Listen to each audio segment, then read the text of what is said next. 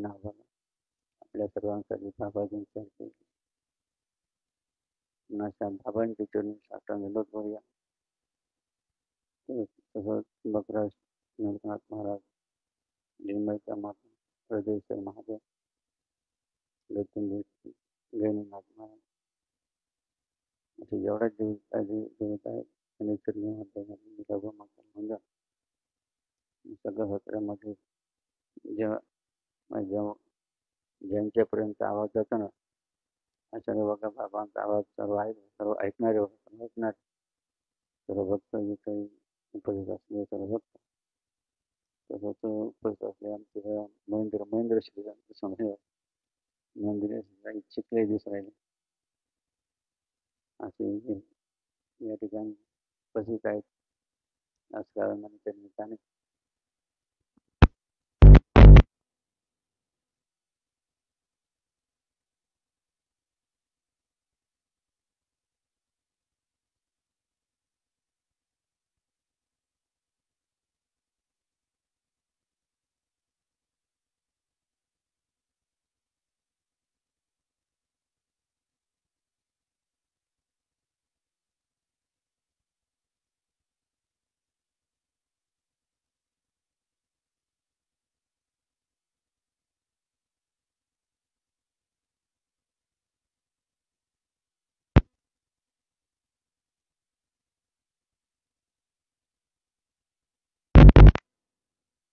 ऐका आता स्वतः बाबाजी आपल्या मुखाने विधीचा महिमा सांगताना काय बघा वर्णन करतात.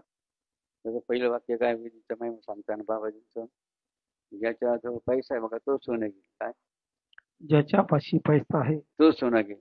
त्याप्रमाणे ज्याजवळ पुणे तो ते विधीचा महिमा पाहिजे. या विधीचा एक एक अक्षर म्हणजे ब्रह्मांड मोलाचे वाद. ज्याच्यापाशी पैसा आहे तो सोनं घेईल, ज्याच्यापाशी पुण्य आहे तो या विधीचा महिमा पाहिल. एक अक्षर म्हणजे ब्रह्मांड मोलाचा आहे. विधीचं लक्षात ठेवा. विद्वानाला दाखवा, भविष्यवाणाला दाखवा, कोणीही चर्चा करायची. ही विधी कशी आहे? ही विधी म्हणजे बाबांनी काही थोतांड नाही मांडलं, बाबांचं कवित्व नाही केलं, जगातलं वर्णन नाही केलं. ते पुरातन अमृतमय आणणारी गीता, भागवत, वेद, शास्त्र यांच्यातून जसं ताकातून लोणी काढलंय तशाप्रमाणे या ग्रंथातून हा सार काढलेला आहे. हे प्रत्येकाला सापडणार नाही. खरं जर असतील विद्वान तर आयुष्यभर तपास केला तरी सापडणार नाही. जरा लक्षात ठेवा. ही विधी पाहिल्यानंतर त्यांच्या डोक्यात येतं की हे आणलं कुठून? हे गावोगाव नसतं. हे मूळ पुरुष, आद्य पुरुष यांच्यापाशीच असते. ज्या घरात गेला म्हणजे त्या घरातला तो व्यवहार असतो. ते त्या संतांना, त्या शिवयोग्याला माहीत असतो. म्हणून या वस्तू त्यांच्यात आल्या आणि त्या पार्वतीच्या रूपाने आपल्या जगात फैलावल्या. देव द्यायला तयार नाही, घेणाऱ्याने घेतलं तरी काही उपयोग नाही. तर याकरिता विधी म्हणजे पहा काय सांगावं. विधी म्हणजे मूळ शब्द असा आहे, विधियुक्त लग्न, विधियुक्त पूजा, विधियुक्त कार्य करणे. याला डरच नाही. त्याप्रमाणे विधी म्हटलं आहे याला. ज्याच्या मुखी विधी जाणं तोची खरा पुण्यवान. एवढा शब्द बाबांनी अत्रा बनवलाय की बाबांनी तोंडाने हे कवित्व नाही केलं की तिचं महत्व सांगून राहिले तुम्हाला.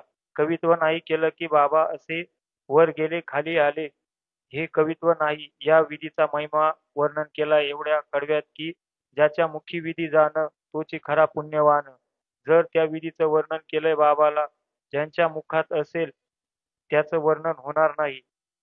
मरणप्राय झालेल्या लोकही या विधीने पटकन संजीव होतात. आणखीन कोणता अनुभव पाहिजे तुम्हाला?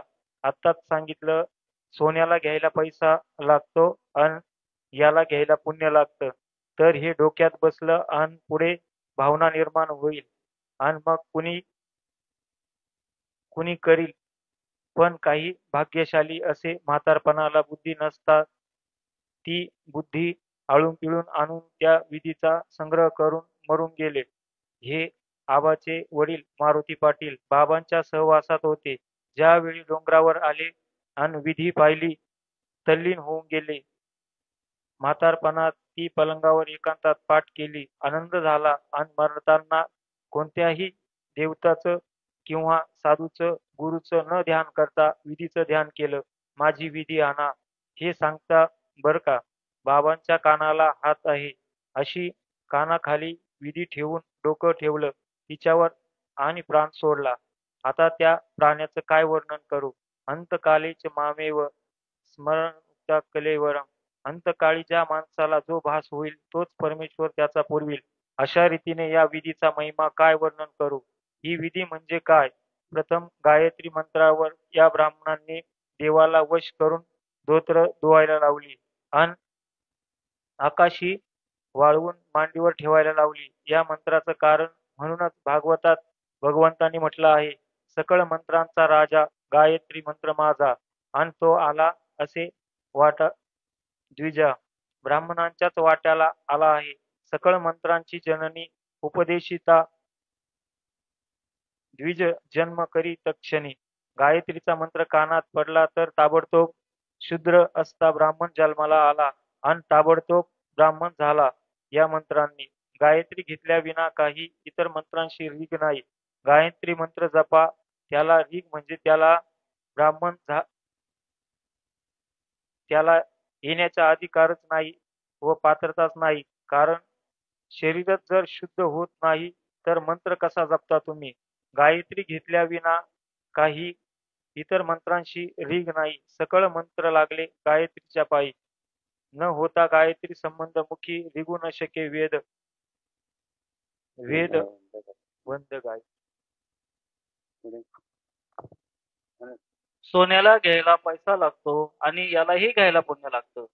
तर ते डोक्यात बसलं आणि मग कोठे भावना निर्माण होईल आणि मग पुढे विधी म्हणेल.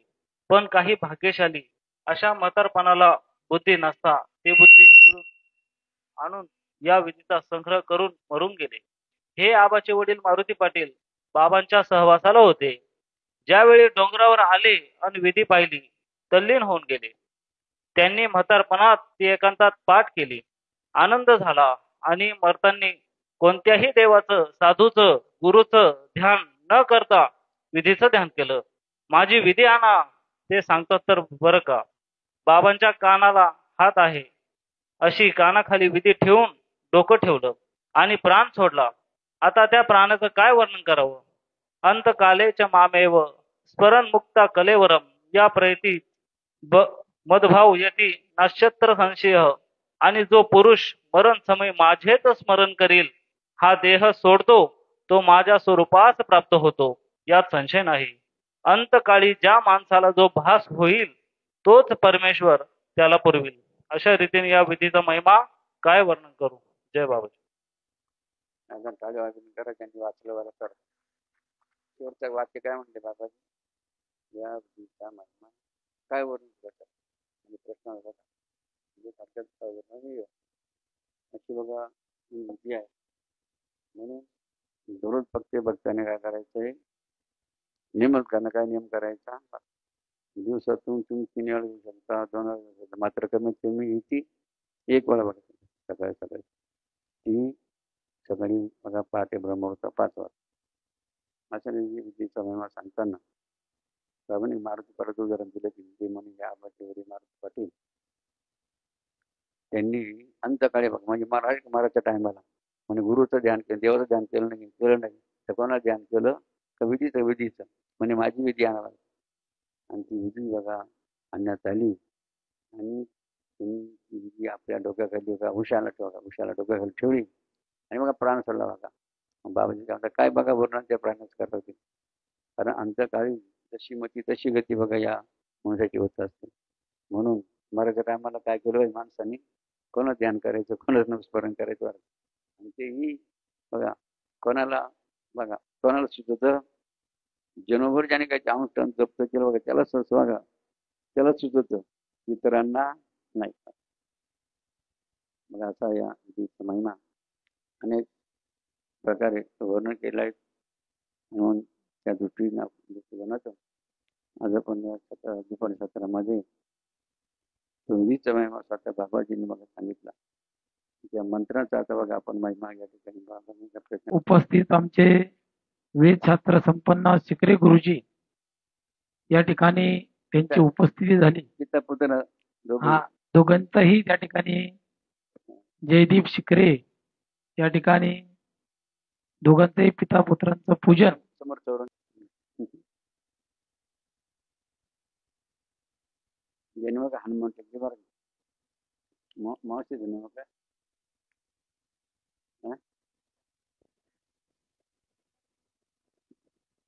चंद्र हा कुमत चांदर कुमत हा चंद्रला कुमट जन्म बाबा जाना का हनुमान टेकडी गंगूबाई उद्यान करून आपल्या कुळाचा उद्धार व्हायचा सांगा बाईंनी केलेला आहे. अशा कुळाच्या आमचं महेंद्र शेठ यांचं नाव काय हा राजेंद्र कुमार त्या काळ्या दोन्ही बंधूचा आपण धन्यवाद घ्या. त्यांना बसायची सवय लावायची उभ्याची सवय लावायची आपल्याला बसायची सवय लावायची आसनावर बसून जप त्यामुळे अनुष्ठान कशाला म्हणत्या नाही तर नाही तर बघा संघ तुम्हाला करायला काय संघ करावं लागेल. मी एका पायावरच जप करीन बघा 8 दिवस असं आता ज्यांची इच्छा त्यांनी उभे राहावं लागेल. ज्यांची अशी इच्छा आहे मी उभं राहूनच जप करीन किंवा बसणारच नाही त्यांनी उभे राहा. मग ज्यांना आता संकल्प करायचा आहे मी एका पायाच्या 2 पायावर होईना 8 दिवस बसणारच नाही त्यांनी उभं राहायचं आणि उभं राहून जप करायचं. आहे कोणामध्ये सामर्थ्य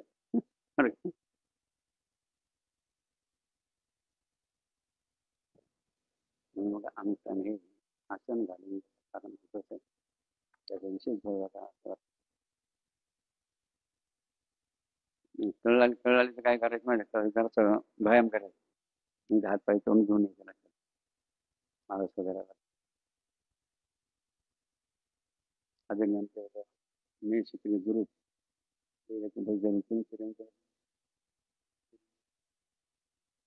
जय जी बघा बाबांच्या राशी बघा जनाला जय जी बघा जय जी या ठिकाणी झाले माझ्या जयदीप आणि मी शिकले गुरु यांच्या टाणी वाजून आपण धन्यवाद करूया. ज्यांनी साक्ष दिली बरं का जो 16 कुमार ते समाज सोहळा झाला त्या सोनवली बघा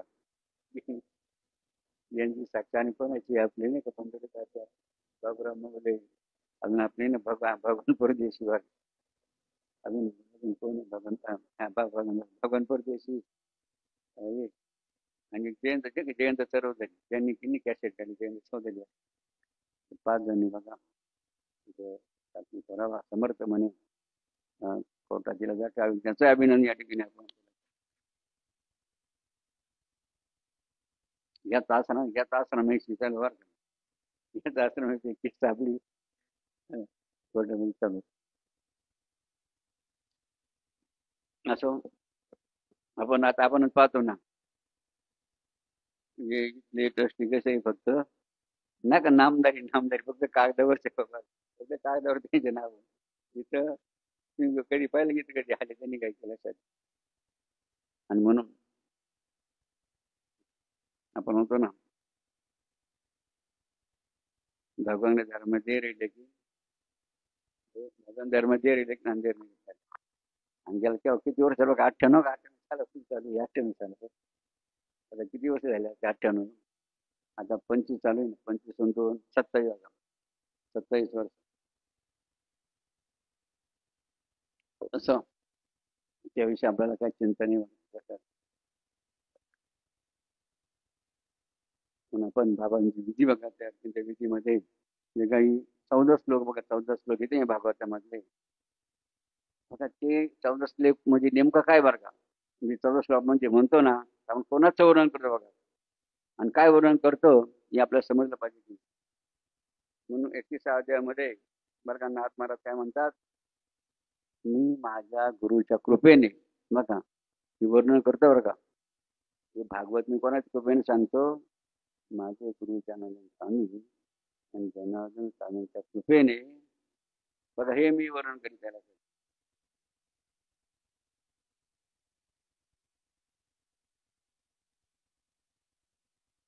आणि बघा कृष्ण भगवंत चरित्र कसं आहे बघा. कृष्ण भगवंताला किती बायका होत्या माहितीये का? 16,000 किती 16,000 बरं. 16,000 पत्नी बघा कोणाला होत्या. काय लिहिला तरी बघा कृष्ण भगवंत होते. आणि मुलं किती होते माहिती मुलं किती होते? 60 लाख. किती? 60 लाख. बरं का? तो एवढा विक्रम कोणाचा आहे का? जास्तीत जास्त किती असे तुमच्यामध्ये? 2, 4, 5 पैशामध्ये 5 पोरं कोणाला त्यांनी जागो करावं. मला 5 मुलं आहेत असं कोणी आहे का? राहत्या काही करणार का? मुलं धरून 5, 6, 7, 7, 8 पर्यंत कोणी आहे का? पण मुली धरून 5च्या पुढे बरं का आपल्या हिंदूंनी बरं का. किती मुलं जन्माला दिले पाहिजेत? किती मुलं जन्माला दिले पाहिजे? कमी कमी का 3 किती 3 किंवा 2 3 का 2 का द्यायचे बघा. त्यात एक कोणाला द्यायचं? एक कोणाला द्यायचं?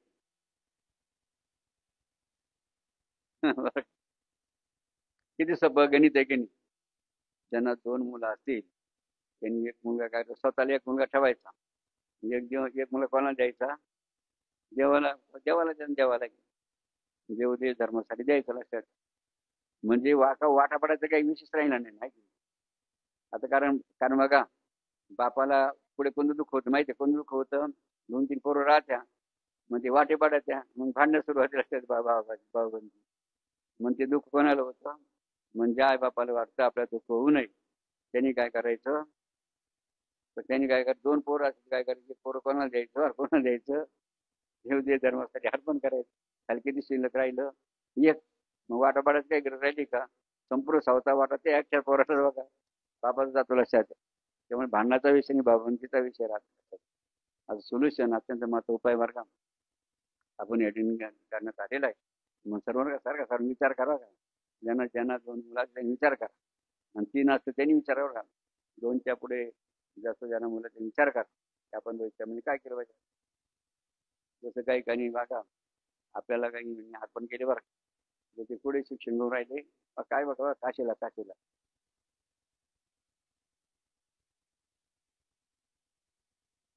म्हणे बघा नाथ महाराज सांगायचा म्हणे तिच्या घरी भगवान घरी 16,000 स्त्रिया बघा. 16,000 स्त्रिया म्हणजे पत्नी होत्या आणि 60 लाखाहून जास्त मुली बघा कोणाला होत्या भगवान कृष्णाला. एवढे मुलं आणि पत्नी असताना सुद्धा श्रीकृष्ण भगवंत काय म्हणले की ब्रह्मचारी काय म्हणले बरं का? ब्रह्मचारी. लक्षात द्या काय वैशिष्ट्य असेल की नाही. बायका पोरा असून कोणी ब्रह्मचारी असू शकतो का? तरी सुद्धा श्रीकृष्ण सनकादिका पैसे बघा श्रेष्ठ असे ब्रह्मचारी म्हणून त्यांचं वर्णन केलं. आणि सनत कुमार जे ब्रह्मचारी होऊन गेला ते सुद्धा कोणाला वंदन करत्या? कृष्ण भगवंताला बघा. हा शिंकलं सत्य गोष्ट आहे बरं का. आमचे गुरु शिंकले म्हणे तुला शुक आणि नारद हे सुद्धा बघा नमस्कार वंदन करतात. ते तुला ब्रह्मचारी म्हणून मानतात बरं का. नारद म्हणून सुद्धा तुला ब्रह्मचारी मानतात. हनुमानही तुझ्या पाया पडतो बरं का. हनुमान सुद्धा कोणाच्या पाया पडतो? श्रीकृष्ण भगवंताच्या. आणि म्हणून आपण सुखाचं भजन करतो की काय भजन करतो? श्रीकृष्ण गोविंद हे नारायण वासुदेव श्रीकृष्ण गोविंद हरे मुरारी. हे नाथ नारायण वासुदेव. कृष्णाचं भजन नाथ महाराज म्हणतात तो जन्माला येऊन भजन करणार नाही ना तो काय झाला बघा तो मृत्यूच्या बघा दाड्यात म्हणजे बघा गेला बघा असं नाथ महाराज. हनुमान सुद्धा पाया पडतात. तुझे उपनयन बघा उपनयन म्हणजे संस्कार बघा संस्कार होत असतात. उपनयन संस्कार म्हणजे काय बघा लक्षात घ्या. गुरु उपनयन संस्कार की नाही. उपनयन संस्कार बघा कोण करू शकते माहितीये का? ब्राह्मण क्षत्रिय वैश्य 3च वर्णाच्या लोकांना उपनयन करायचा बघा अधिकार आहे बघा. त्यानुसार आपण अनेक मुलांच्या हाताने उपनयन संस्कार केले. उपनयन संस्कार म्हणजे सांगा माहिती आहे ना माहिती कसे होते सांगा जरा. त्यांना कळायला पाहिजे लोकांना. नाही का पोरं? बघा मुलांचं मुंडन केलं जातं त्यांना छत्री आणखी नाचून आणखी छत्रीसारखा बघा त्यांनी फक्त केस केले जातात. नंतर ब्राह्मणांच्या मंत्रघोषामध्ये बघा त्यांचं पूजन ते मुंडन केल्यावर डोक्यावर स्वस्तिक काढलं जातं. त्याप्रमाणे जाणव आणि रुद्राक्ष बघा त्यांना दिला जातो. त्याचप्रमाणे अनेक प्रकारचे जो संस्कार पूजा पाठ बघा त्यांच्या हवन सुद्धा बघा त्यांच्याकडून केलं जातं. आता जवळ 16 वेरू येथे संपन्न झालं. बघा भीष्माचार्य सुद्धा तुला वंदन करतो बरं का. भीष्माचार्य सुद्धा ब्रह्मचारी होऊन गेले. हे गोपालकृष्ण दामोदरा तू यशोदे करून गाईच्या दाव्याने बांधला गेला नाहीस म्हणजे बरं. त्या तुला गोपिकांनी मात्र भक्ती प्रेमाने बांधलं बरं. रासकडे तू त्यांच्या मनात जे येत होते बा तशी तू क्रीडा केलीस व 6 महिन्यांची चांगली रात्र करून तू त्यांच्याशी प्रेमयुक्त व्यवहार केला बघा. 6 महिने बघा निघून गेले तरी त्या बघा त्या गोपिकांना कळालं नाही. त्यांना वाटतं एकच दिवस जसं एकच दिवस राहतात त्यांना वाटतं बघा काय बघा लीला भगवंतांनी केली नाही. तू काम करायला स्पर्श न करता गोप स्त्रियांच्या काम पूर्ण केला वेदाज्ञा बाजू ठेवून सगळ्या भक्त गोपिकांना तारले बघा.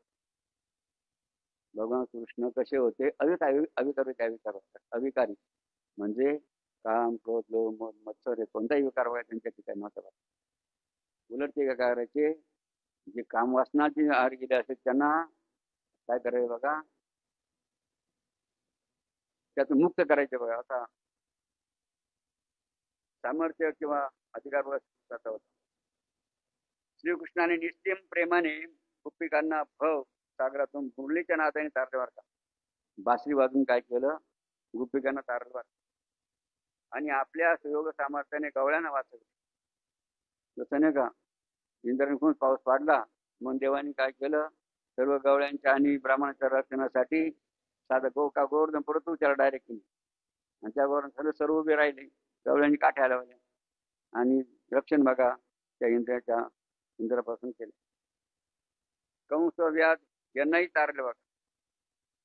कंस म्हणजे मामा होता तो मात्र बघा नेहमी बघा कृष्ण भगवान कृष्ण घाबरायचा म्हणजे द्यायचा. म्हणून बघा भीतीने सुद्धा देवाने कोणाला तारलं कंस आणि शिशुपाला बघा. मग सुंदर गोई बघा भागवतामध्ये किती बरं का काय वगैरे कंसासुर भयावेश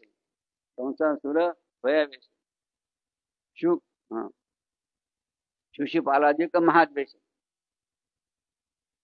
म्हणजे भीतीने कंसाला तारलं बघा. कारण तोच नेहमी कोणा ध्यान करायचं भीतीने कृष्ण आपल्याला मारले बरं का. भीती नेहमी कोणाच्या मनामध्ये होती कंसाच्या आणि त्या भीतीने बघा उद्धार त्या कंसाचा केला. पुढे शिशुपालाधिक महाद्वेष शिशुपालाने द्वेष केला बघा मग भगवंताचा तो बघा नेहमी घाबरायचा बरं का. म्हणून त्यांना सुद्धा तारलं. कंसासुर भयावेश शिशुपालाधिक महाद्वेष ते सायुज्यता पावले आणायचे. त्यांना कोणती मुक्ती दिली देवाने सायुज्य मुक्ती दिली. मा श्रद्धाळू कशाने पाहिजे मोक्ष बघा. मग त्या नाथ महाराजांना काय म्हणायचंय जर भगवंतांची शत्रू एवढी जेवली त्यांना सुद्धा भगवंताने तारलं म्हणजे श्रद्धेने काय करतील भगवंताचं ध्यान करतील त्यांची भक्ती करतील. त्यांना भगवंत काय करील मग भगवंत काय करील त्यांना सायुज्य मुक्ती येणार गेला काय मग बघा कशाने पाहायची मोक्षाला मग ते मोक्षाला का जाणार बघा असा उल्लेख नाथमाने भागवताने केला. असा श्रीकृष्णाच्या शब्दाचा मान राखून यमाने गुरुपट परत आणून दिला बरं का. सांदीपुनेचा मुलगा बघा यशोदाची गुरु एका यमराजाने घेऊन गेलं बरं सागरामध्ये. आणि श्रीकृष्ण भगवंताने काय केलं चित्र बघा कुठून आणला बघा सागरामधून काय केलं भगवान कृष्णाने कोणाला आणलं? गुरुपुत्राला.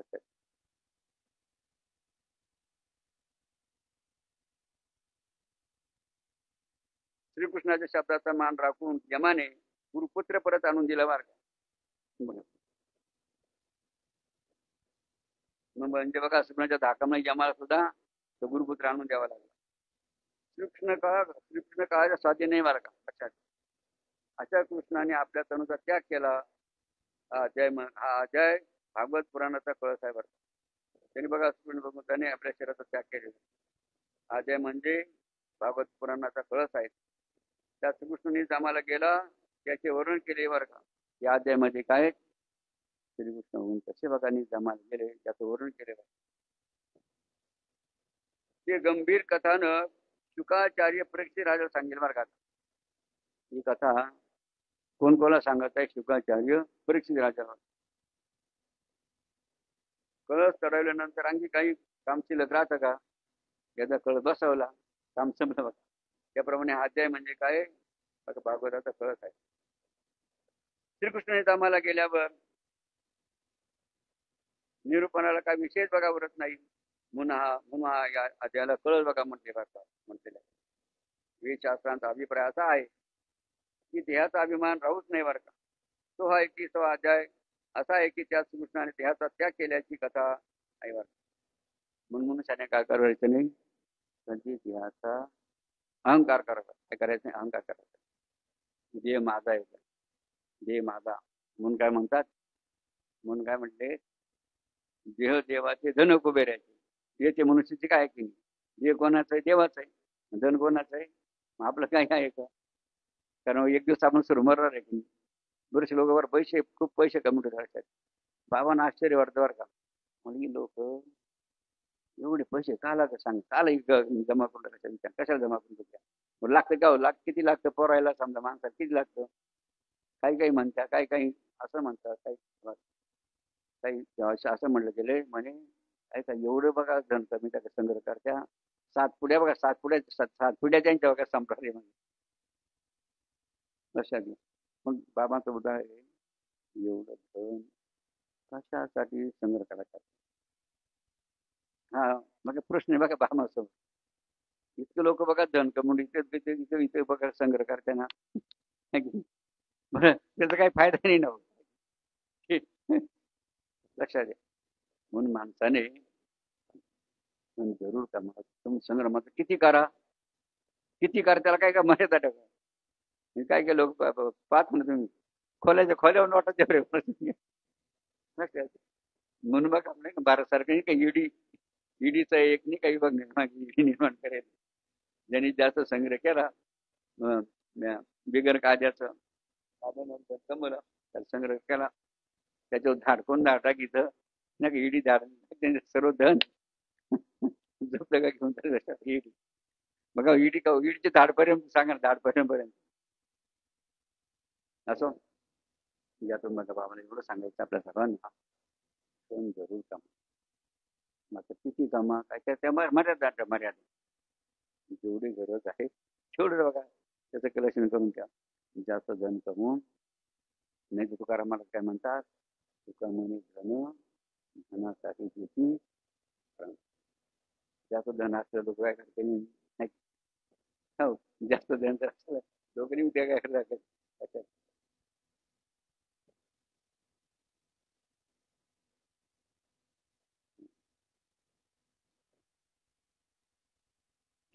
बघा या 21 अध्यायामध्ये बघा कृष्ण भगवंत बघा निर्धामाला आपला देहाचा त्यांनी त्याग केला बरं का. ही कथा या 21 अध्यायामध्ये आहे. आता श्रीकृष्ण आपला गेला हे ब्रह्मा देवादिकांना सुद्धा कळालं नाही बरं का. भगवंत कसे निघून गेले हे कोणाला कळालं नाही. स्वर्गाचा तो मुख्य देव ना ब्रह्मदेव त्या ब्रह्मदेवाला सुद्धा कळालं नाही. काय लिहिला भगवंतांनी केल्याची जी ब्रह्मदेवाला सुद्धा कळाली की ब्रह्मादिकांना बघा आकलन झाले नाही. त्यांनी बघा देव कसे निजामाला गेले. मात्र नाथ महाराज काय म्हणतात पण गुरु जनार्दन यांच्या कृपेने हा एकनाथ म्हणे त्या प्रसंगाचंही वर्णन करी बरं का. अशातलं मी जमा भगवंत कसे गेले की कोणाला जरी कळलं नाही तर नाथ महाराज काय म्हणतात मी माझ्या गुरुच्या कृपेने त्या प्रसंगाचं वर्णन करू शकतो बघा. म्हणजे गुरुची कृपा जर असेल किती ज्ञान बघा माणसाला होऊ शकतं. या ठिकाणी नाथ महाराज मला सांगितलं. हा त्या प्रसंगी वर्णन करतात. मग नाथ महाराज काय म्हणतात बघा, मग दारू बघा, श्रीकृष्ण भगवंताचा सारथी दारूक होता. दारू काळा देवाने कुठं पाठवा, दारकेला पाठवा. दारू म्हणून द्वारकेला गेला. श्रीकृष्ण निजस्वरूपी निजधामाला जाण्यास निघाला बरं. तेव्हा त्यांचे निर्याळकाळी दर्शन घेण्यासाठी सर्व देव बरं का स्वर्गाले त्याजवळ आले बरं का. भगवंताजवळ कोण आले? स्वर्गाले सर्व दिवस जमा झाले बरं. आणि त्या प्रसंगांचे वर्णन आता शुकाचार्य बघा परिसरात सांगत आहे बरं. आणि परिसराच्या अवधान म्हणजे लक्ष देऊन बघा सर्वांचे कान करून बघा तो ऐकण्यासाठी आता बसलाय बरं का. तुम्ही आता कसं बसले ना बघा ऐकण्यासाठी श्रवण भक्ती हो याला म्हणतात. त्याप्रमाणे परिसराचा बघा प्रसंग अवधान त्या ठिकाणी ठेवून अत्यंत ती कथा बघा लक्ष देऊन ऐकत बघा. श्रीकृष्ण म्हणजे व्यासांचा जणू जीवच बरं का, योगांचा मुकुटमणी. ते कृष्णाच्या निर्याणाचा प्रसंग वर्णन करून सांगत आहे बरं. तेव्हा शुकाचार्य म्हणाले, हे राजा श्रीकृष्ण निजधामात जाण्यास निघाला. म्हणजे त्याने तसा जागीच बसून संकल्प केला बरं. तेव्हा देव विमानात बसून त्यांच्या दर्शनात त्याचे आले बरं का. आता देव एका ठिकाणी बसले बरं. आता निजधामाला निघणार कोण? कृष्ण भगवान. तितक्यात काय झालं, सर्व देव बघा आपल्या आपल्या विमानाने बसून कुठं आले? भगवान कृष्णाचं निर्याण कालचं दर्शन घेण्यासाठी जमा झाले.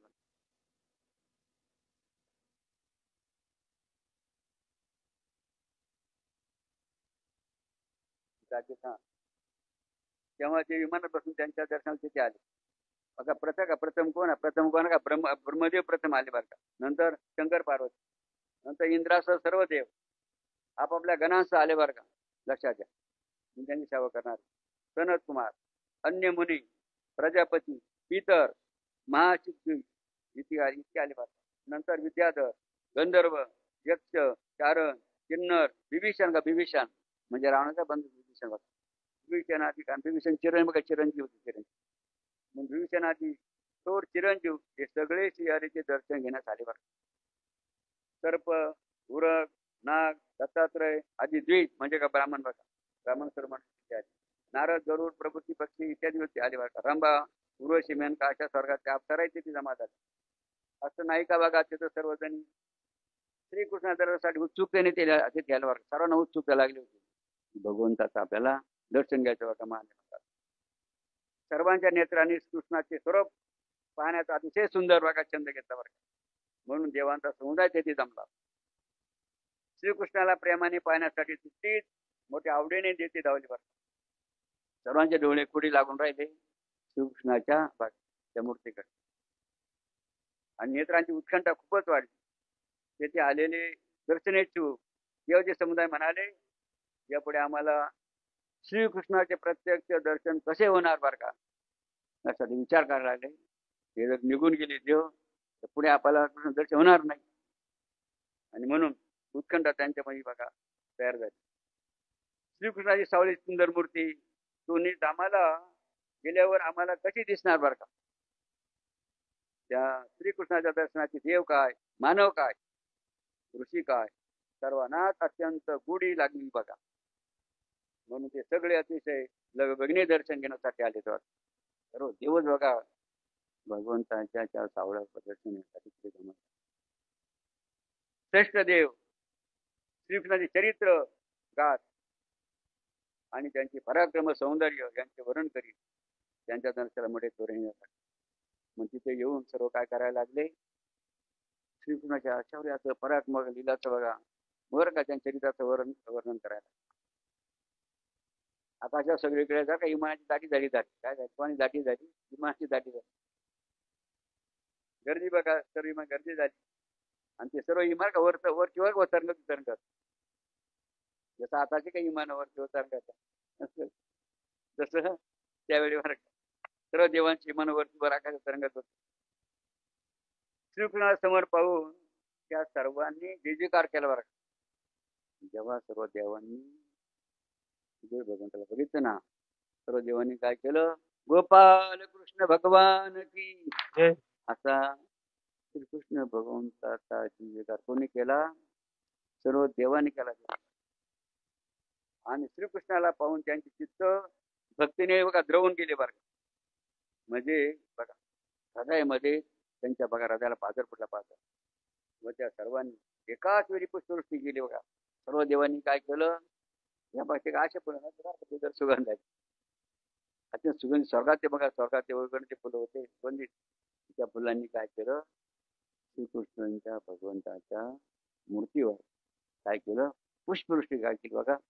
पुष्पवृष्टी फुलांची.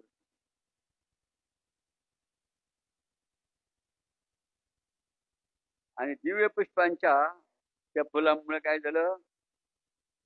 श्रीकृष्णाच्या समोर साडा पडला बघा. साडा पडला साडा फुलांचा भगवान कृष्णाच्या आजूबाजू.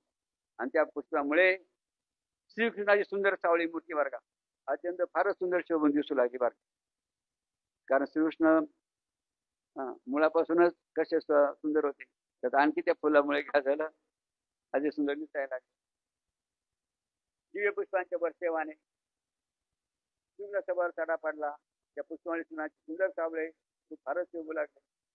त्याने तेथे युगाने आलेल्या सर्व देवांना ब्रह्मदेवाला पाहिले बरं का. शंकराला पाहिले बरं का. देवांनी काय केलं पाहून घेतलं कोण कोण येईल बरं का. काय केलं?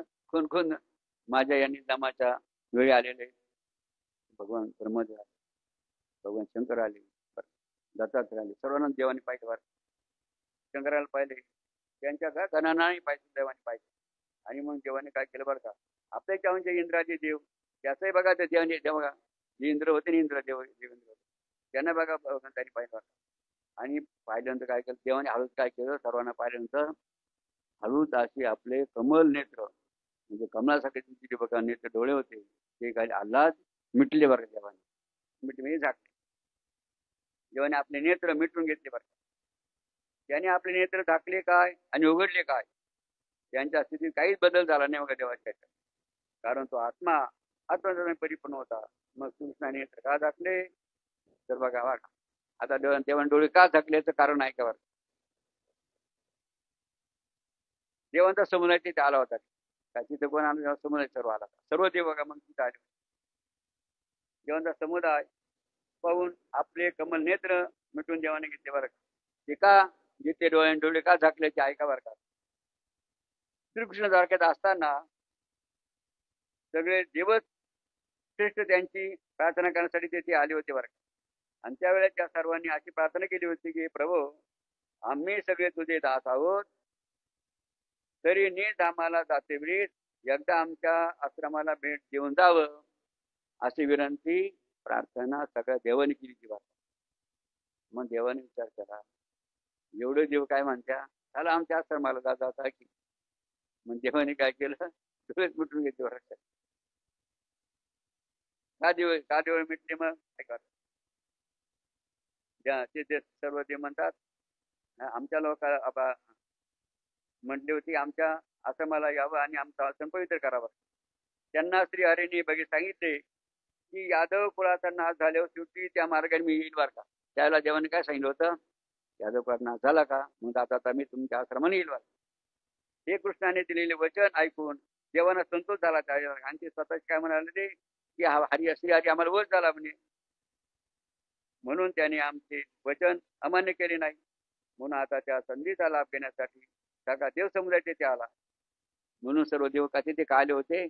आता देव आपण काय करू देवाला घेऊन जाऊ कुठे घेऊन जाऊ आपापल्या आश्रमामध्ये घेऊन जाऊ आश्रम काय करू पवित्र करून घेऊ बरं. म्हणून सर्व देव तिथे आले होते. त्यांचा अहंकार घाला बघा त्यांचा अहंकार घालवण्यासाठी बरं काय. आता हे सर्व देव आपल्याला काय म्हणते चला आमच्या सर्व हा त्यांचा अहंकार घालण्यासाठी श्रीकृष्णाने आपले नेत्र म्हणजे डोळे झाकून घेतले बरं. देवांचा तेवढा मोठा समुदाय आहे त्याचे कोणाकोणाकडे मी जाणार. आता एवढे देव लक्षात घ्या. मन देवांचे डोळे का झाकले कोणाकोणाकडे मी जाऊ की कोणाकडे आता मला या ठिकाणी जावं. आता प्रश्न बघा देवाच्या मनात पडला कोणाकोणाकडे मी जाणार असे म्हणून ते टाळण्यासाठी आता कोणाकडे जायचं नाही म्हणून ते टाळण्यासाठी भगवंतांना ऐकायला आपले नेत्र बघा मिटून घेतले. आणि जशी काय समाधीच बघा, मी समाधीच बघायला लावली असं सर्वांना दाखवून दिलं बघा. श्रीकृष्ण परिपूर्ण परब्रह्म आहे, त्याला समाधी आणि विधान नाही, पण त्याने नेत्र मिटून समाधीचे छोटे सोंग केले बघा. देवान सुद्धा सोंग केलं समाधीद्वारे. कारण काय? कारण देव आता म्हणणार नाही बघा आपल्याला चला आमच्या आश्रमात. योगी इच्छामरणी असतात, पण श्रीकृष्णाने तेही केलं नाही बरं. त्यांची गती शंकराधिक केव्हाही कळाली, ती आदर्श होती. ते तत्व श्री शुकाचार्य परीक्षित राजा सांगू लागले बरं. तूप जसं थिजलं व वितळतं त्याप्रमाणे कृष्णाचे रूप निर्गुणाला प्राप्त झाले बरं, ज्याला योगाग्नी धारणा म्हणता येईल. पण कृष्णाने आपल्या देहाच्या अग्निग्न दहन केले असे कदापि घडणार नाही. हो बघा, अग्निडाग देण्यात आला का? जसं तुम्हाला शेवटी काय दिलं जाणार आहे? काय दिलं जाणार? बोलू दे ना. अहो जे सत्य ते बोलायला काय अडचण आहे का? तुम्ही घाबरत आहे बोलायला. तुम्ही आता नाही जाणार, नंतर जाणार दिलं घाबरा का बोलायला? जे काय होणार आहे तुम्हाला दिलं जाणार आहे अग्नी संहार अग्नि. त्यावेळेला तुमची परिस्थिती काही असेल काळाला जिंकून इच्छा मरणी आहे. अग्निधारण करून आपला देह जाळतात आणि आत्मा स्वरूपात मिळतात बघा. परंतु श्रीकृष्ण पुन्हा अवतार होता, त्याचे लीला शरीर होते. तो याग धारणा का करणार बघा, तेव्हा जाऊन कशाचे करणार बघा. तो कसा लीला वेगळ्या बघा, ज्याने मानवी देह फक्त धारण केला होता. तो कसा होता? चितगण बघा का. चितगण म्हणजे तेवढं दिसणार भासणार असायचं. तो जगाला मोहित करणारा होता. त्याची सौंदर्य पाहून स्वतः मदनाने त्याच्या पुढे जन्म घेतला बरं का. आनंदमूर्ती याच्या चरण पाहूनच लक्ष्मी त्यांच्यावर भाडली होती बरं का. योगी व प्रत्यक्ष महादेव ज्याचे चिंतन करता बघा. महादेव सुद्धा कोणाचे चिंतन करतात भगवान कृष्ण, जो सर्व शुभत्वाचे अधिष्ठान आहे. तो कृष्ण सामान्य देहधारी नसून चैतन्य घेणे बघा. चैतन्य बघा, श्रीकृष्ण चैतन्य का. जसं बघा प्रत्येक मध्ये चैतन्य आहे की नाही. चैतन्य निघून गेलं तर काय होतं? रामनाम बोलो भाई. मग सर्वांमध्ये आपल्यामध्ये कोण आहे? भगवंताचं चैतन्य. जोपर्यंत चैतन्य आहे तोपर्यंत आपण पाहू शकतो, बोलू शकतो, ऐकू शकतो, चालू शकतो, सर्व काही करू शकतो. याचा असा चैतन्य गेलं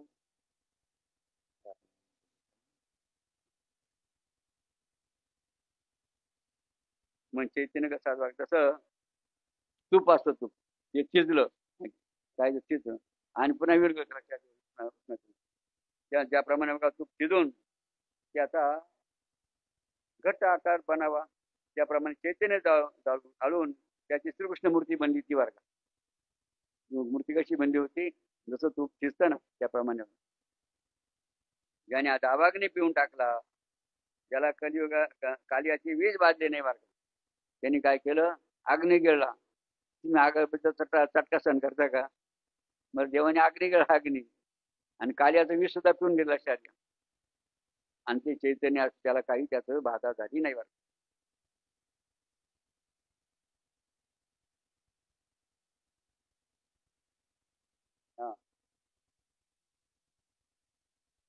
तो आत्माराम जगाचे विश्रांती स्थान बघा. आपलं सर्वांचं विश्रांती स्थान कोणी? आपली शेवटी विश्रांती कुठे बरं का? देवाच्या चरणावर.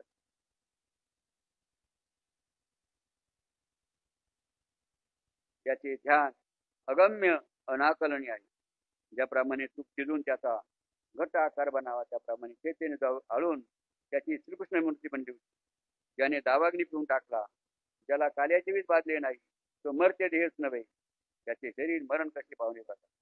मर्त्य दिन असल्यामुळे ते मरू शकत नाही बघायला देवाचा देव. ज्याच्या हृदयात तो प्रगट होतो तो भक्तविदेयी होतो. मग त्या कृष्णाला ते पण कसा असणार? तो देहधारी असून सुद्धा बघा तो चैतन्य होता. त्याचा देह नष्ट झाला असे नसून देवाने काय केलं? लीला केली. जसं आरशामध्ये आपलं प्रतिमा दिसतं, बाजूला झालं का लगेच ते नाही सोडू शकत. त्याप्रमाणे देवाने काय केलं? जे प्रगट झाले लगेच अंतर्धान पावलं. जसे आरशाची प्रतिबिंब जशी जागीच लोपते, तसा तो आभास आपल्या मूळ स्वरूपात मिसळला. ज्याचे नामस्मरण केले असता भक्ताचे जन्म मरण उरत नाही, त्या कृष्णाला मरण शक्य बघा मग मरण शक्य नाही. मग देवाला मरण आलं का? देवाला मरण आलं तर देवाने काय केलं? सर्वांच्या मध्ये चैतन्य पण विलीन झालं होतं अंतर्गत. आपल्या मायेने श्रीकृष्णाने लीला जो धारण करून अवतार घेतला होता, तो लीला आत्मस्वरूपात लीन झाला. कृष्णाचा देह कोणी नेला किंवा टाकला नाही, तो लीला शरीरात होता आणि भक्तांच्या ध्यानाचं मूर्ती तसून स्वतःनीच नामाला केला होता. देवाने काय केलं?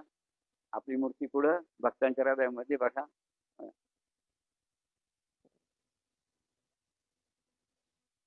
टाकून दिली आणि भगवान लीला केली आणि तो निघून गेला नामा.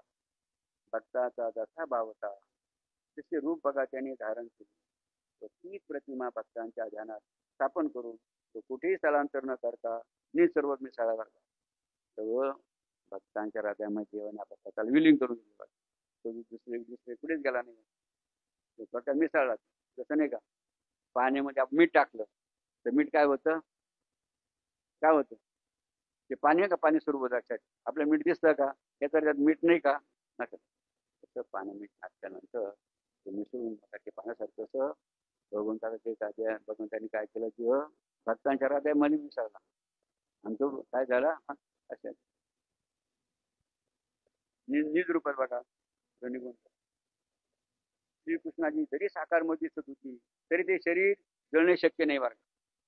कारण श्रीकृष्णाच्या आश्रयाने सर्व जगत आहे, तेव्हा सारे जगत जळले असते बरं. तुम्ही देवाला जाळा गेले असते ना, काय झालं असतं? सर्व जगत जळलं असतं.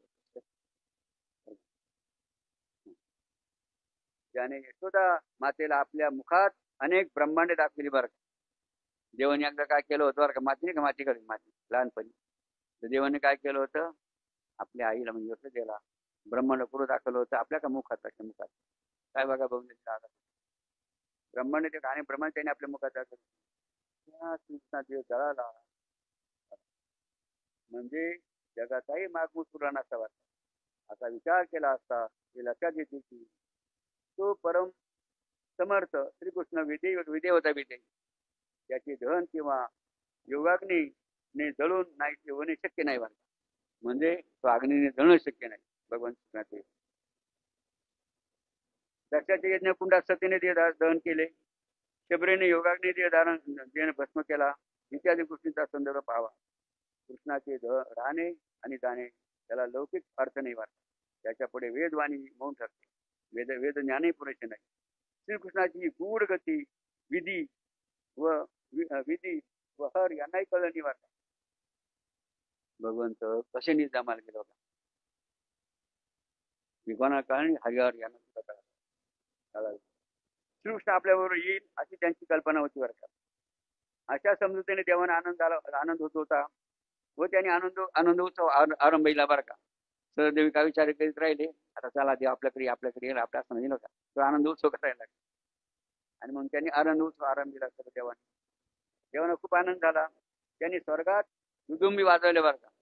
म्हणजे नगारे आपण पथकाचं आकाशातून श्रीकृष्ण पुष्पवृष्टी किती बघा. सर्व पुष्पवृष्टी किती.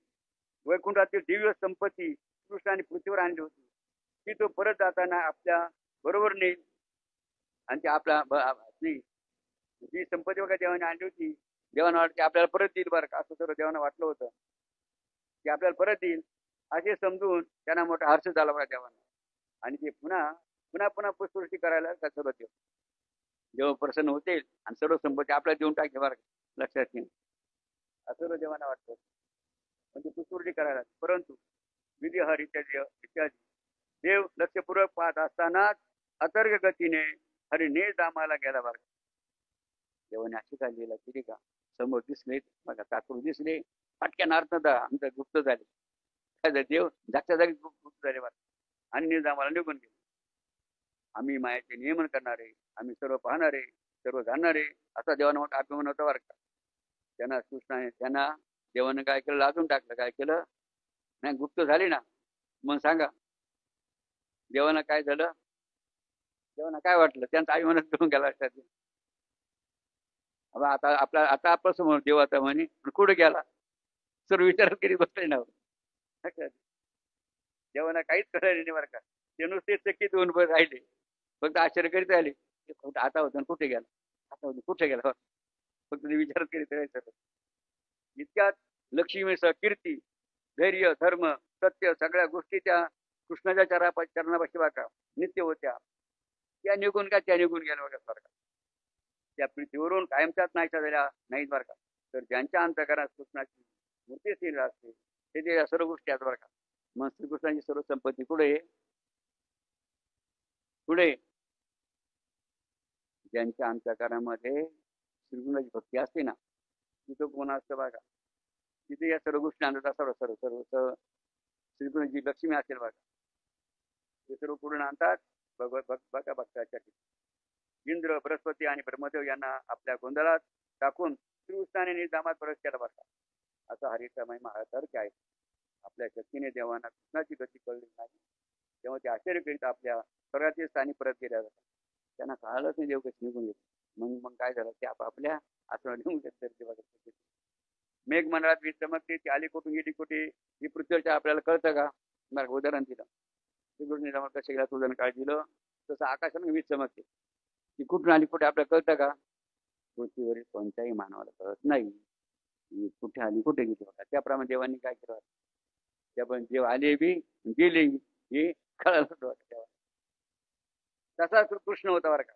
तेव्हा देवांना दिसत होता, वीज कुठून आली आणि गेली कुठे ते कळत नाही. तसेच कृष्णाची जाणे येणे देवांना कळलं नाही बरं का.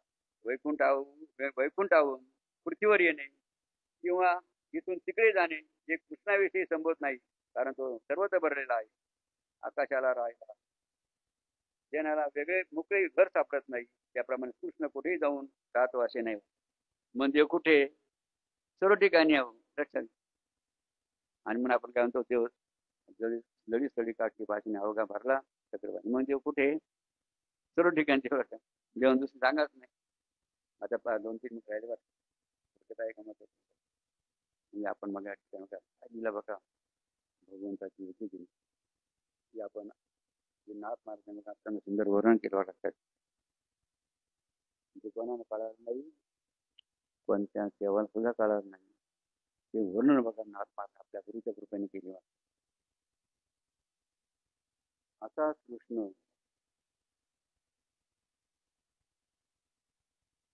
त्याची चोरी त्याचा महिमा अनाकल नाही म्हणजे न करणार आहे. असे उदार काळी देव आपापल्या स्थानी निघून गेले. आम्ही आपल्या शक्तीने मायाचे नियमन करतो, दुर्गमाची योगाची गती जाणतो, श्री बनवते आम्ही सगळे. आम्हाला सर्व काही कळतं असा अभिमान देवाला वाटत होता बरं. पण कृष्णाचे नायचे वने पाहून देवांचा सर्व अगर्व अभिमान नष्ट झाला. देवाची गती पाहिली ना देवाची विजेसारखी, त्यांना दिसले नुसते दिसले टपकन गाडी झाली. ही गती पाहून त्यांचा अभिमान नष्ट झाला आणि ती विस्मय आश्चर्यचकित झाले. आणि मग सर्व देव श्रीकृष्णाची स्तुती बघा. स्तुती म्हणजे गौरव कौतुक करायला. रुद्र 5 मुखांनी बघा, म्हणजे भगवान शंकर 5 तोंडांनी बघा देवाचं वर्णन करायला लागले. श्री भगवान महादेव 5 मुखांनी बघा, ब्रह्मदेव 4 मुखांनी म्हणजे 4 तोंडांनी कृष्णाची प्रशंसा स्तुती करू लागली. श्रीकृष्ण स्तुती करत असताना जीवांची तृप्तीच होईना बरं का. त्यांना समाधानच वाटणार, किती वर्णन करावं, कमीच फरक वाटायचं. ते कृष्णाची कीर्ती वर्णन करीत स्वस्थानी गेले बरं का. शुकाचार्य एवढे सांगू राजाला पुन्हा प्रीतीने श्रीकृष्णाचा अवतार महिमा सांगू लागले. हे प्रकृती राजा ऐक, सगळ्या कारणांचे कारण आणि मायेची चेतना कृष्णच आहे ते निश्चयाने. श्रीकृष्णाला खरोखर रूप गुण वर्ण आणि जाती नाही, पण त्याने आपल्या दिले यादव कुळात अवतार घेतला होता. सर्वच वंशात तोच मूळ पुरुष आहे, सर्व गोत्रांचा अतिपुरुष आहे, सगळ्या जाती तो आहे असा तो अधिम आहे. त्याची यदुवंशाचा जन्म घेणे, घोरदान परत उचलणे, अनेक पराक्रम करणे हे सर्व त्याची योगमाया लिहिला होती. त्याने योगमायाने मत्स्य कुर्म वराह इत्यादी अवतार धारण केला होता. श्रीकृष्ण अतर्क योग आहे. श्रीकृष्ण हा एखाद्या व्यक्तीचा अवतार नसून चेतन होता, चेतन ब्रह्म होता, म्हणजे चैतन्य गण होता. तसे श्रीकृष्णाचे कर्म होते बरं आपला ब्रह्म होता. अर्थात प्रतिबिंब पडते तसा श्रीकृष्णाचा जन्म झाला होता. आणि आरसाच्या प्रतिबिंबाचे जसे हावभाव दिसतात तसे कृष्णाचे कर्म होते. तो आरसा हातातून टाकतात प्रतिमा जशी जागच्या जागीच नाहीसे होते तसे निधम मिथ्यावय मिथ्यावय म्हणजे शिवजनला मृतका मृत्यू आलेला नाही तर ते काय झाले चैतन्य रूपाने बघा गायब झाले.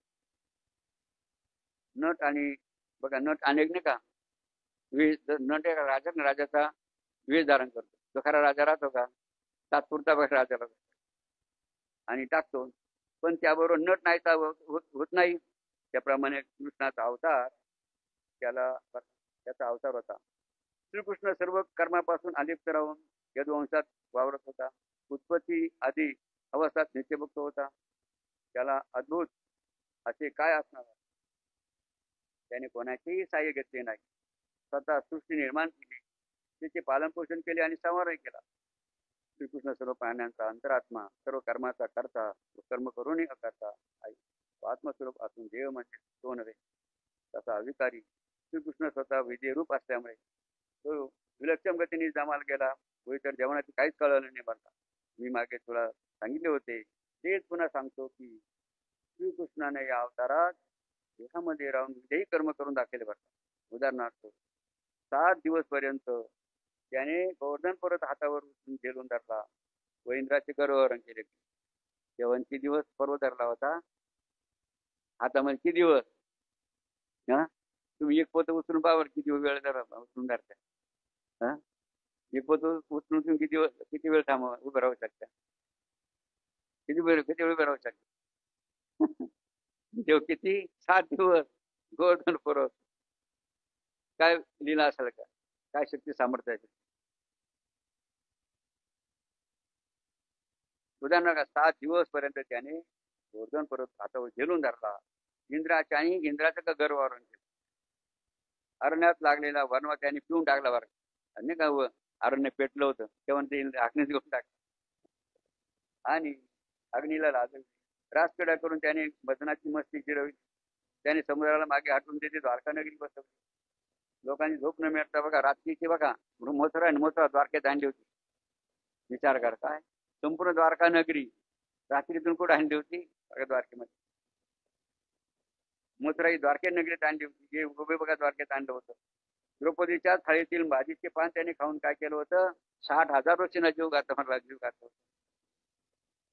त्यांचे शिष्य बघा त्यांना तृप्त केले होते. तो सर्वांच्या अंतर्यामी आहे दाखवले. स्वतःच्या त्याने तो गायी वासरे आणि गौरी झाला होता आणि ब्रह्मदेवाला ते नाचवले होते. श्रीकृष्णाने याच देहाने यमलोकी जाऊन यम आणि काळ्यांचा निग्रह करून त्याचं मृत गुरुपुत्राला बरं का म्हणजे मेलेल्या गुरुपुत्राला तिथून परत आणलं होतं. योगा जिवंत ते जिवंत करून आणलं होतं. पुत्राच्या गर्भाशयात तुला म्हणे बरं का म्हणे बघा परीक्षित राजाला काय केलं होतं बघा ब्रह्मराष्ट्राने ओळखून टाकलं होतं. तेव्हा परीक्षित राजाला श्रीकृष्णाने सुदर्शन चक्रांवर दोघांना वाचवलं गर्भामध्ये वाचवचं रक्षण केलं.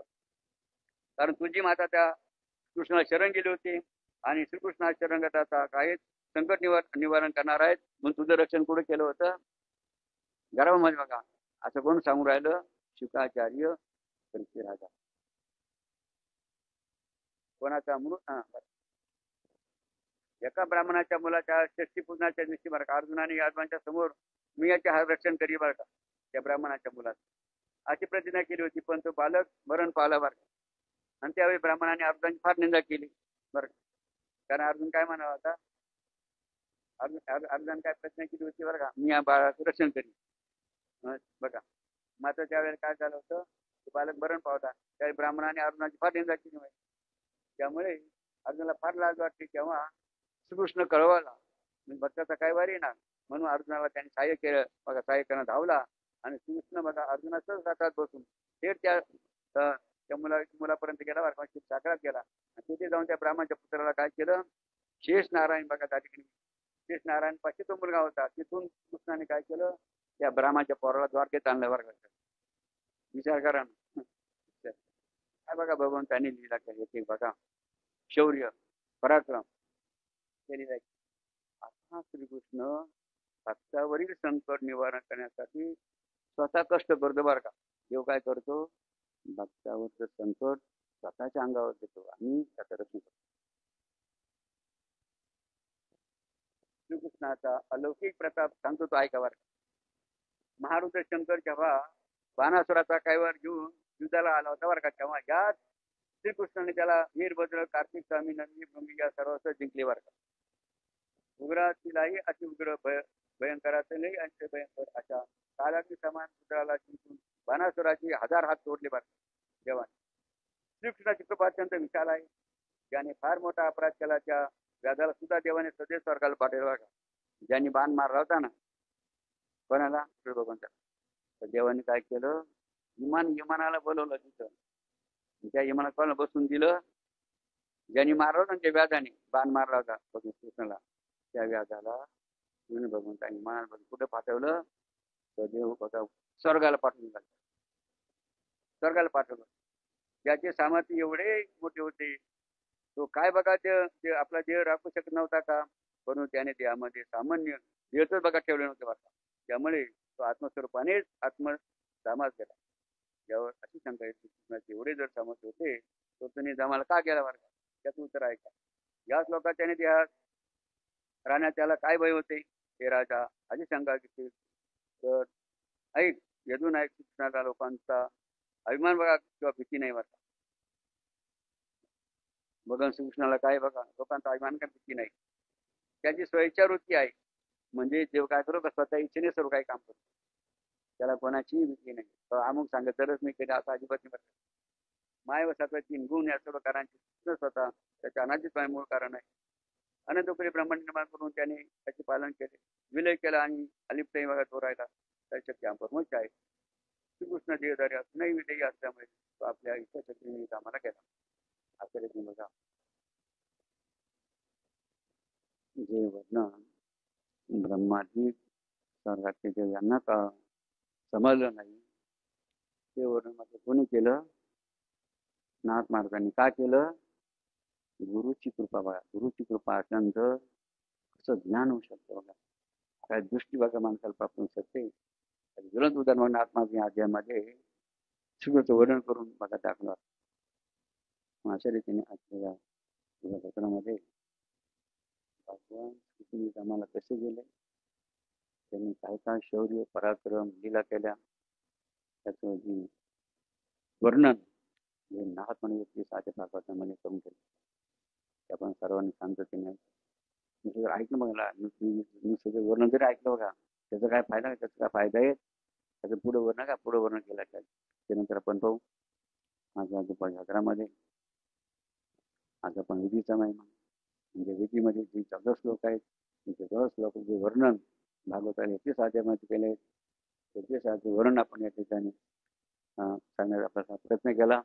आपणही सांगतो त्याने वर्णन ऐकलं म्हणून टाळीवाजून सर्वांचा अभिमान करा.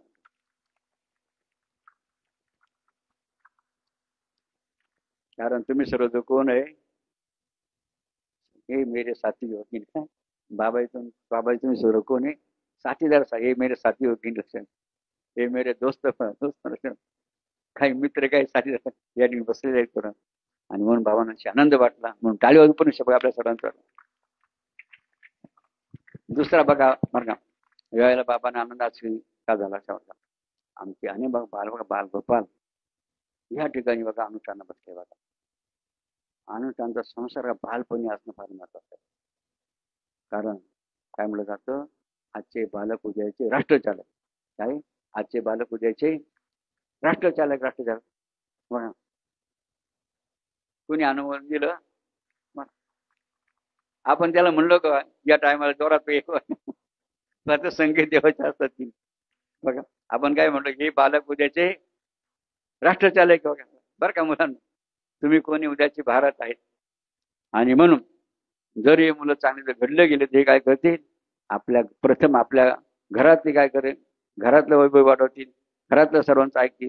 पुढे नंतर कोणाचं काम करतील, गावातलं वैभव, नंतर तालुक्याचं काम कर, नंतर जिल्ह्याचं, नंतर राज्याचं, नंतर देशाचं राष्ट्र. अशा रीतीने बघावं महिमा ह्या संस्काराला काय. अनेक बालगोपाल बघा दहावी उभे राहा, 10वी पर्यंत बसलेले. 10वी पर्यंत विद्यार्थी उभे राहा. 10वीला जे विद्यार्थी आहे त्यांनी जागेवर उभे राहा. अनुष्ठान बसलेले शाळेमध्ये जे जात आहे 10वीला अनुष्ठाला बस उभे राहा ना, यांना समजलं का पावसाच्या आवाजानं समजलं त्यांना. दहावीमध्ये जे जात आहे शाळेमध्ये, दहावीमध्ये बरं का, दहावीच्या पहिले नाही. बरोबर आहे, बरोबर आहे ना. अहो पहिलीपासून 10वी पर्यंत पाहत हा पूर्ण. बघा आमचे सर्व बालगोपाल या ठिकाणी बघा, जसं श्रीराम आहे की नाही, श्रीकृष्ण भगवंत की नाही, गुरुकुलमध्ये शिक्षण घेतलं बघा, त्याप्रमाणे अनुक्रमिक सहभागी म्हणून आता हे सर्व काय बनले, देव बनले. देव टाळी वाजून या सर्व बालकांचा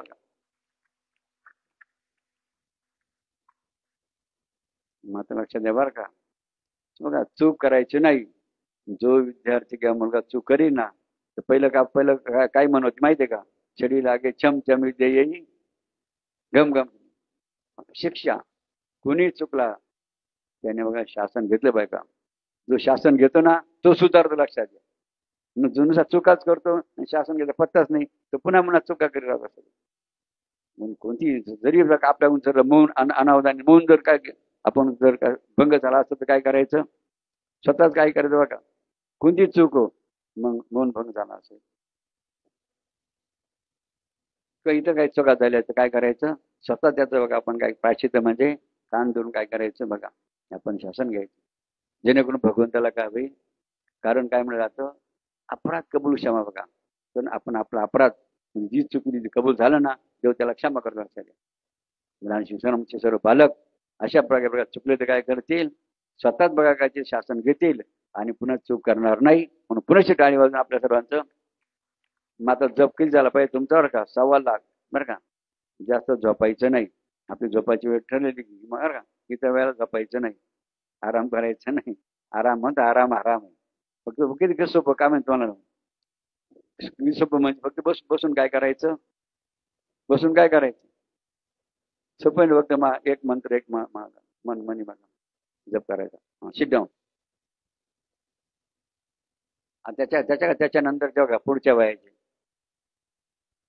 10वीच्या पुढचे आता 20 वर्षापर्यंत उभे राहणं, 16 ते 20 वयोगटामध्ये